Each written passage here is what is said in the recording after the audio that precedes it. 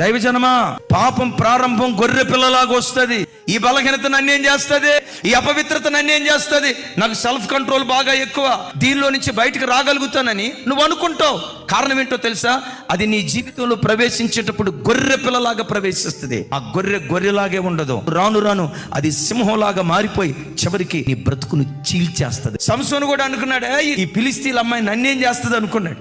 చివరికి ఆ ఫిలిస్తీన్లే సింహాలుగా మారి సంసోను బ్రతుకును పూర్తిగా బోడుగుండు చేశారు. దైవజనమా, గడిచిన దినాల్లో సర్వం కోల్పోయి బోడుగుండు అయిపోయిందేమో. నా స్థితిగతులు మారతాయి, నిరీక్షణ లేదు. ఈ కొడుకు బ్రతుకు బాగైపోతుంది, నిరీక్షణ లేదు. ఈ అప్పుల ఊబిలో నుంచి నేను బయటకు వస్తాను, నిరీక్షణ లేదు. సాతానుగాడు పూర్తిగా బోడుగుండు చేశాడయ్యని ఆత్మీయ బోడుగుండు కలిగిన వాడిగా ఈ రోజు నువ్వు ప్రభు దగ్గరికి వస్తే, సంసోను తల వెంట్రుకలు మరలా మొలిచేటట్లుగా కార్యం చేసిన దేవుడు నువ్వు కోల్పోయిన భక్తి మరలా యేసు నామములో నీకు తిరిగి అనుగ్రహిస్తాడు.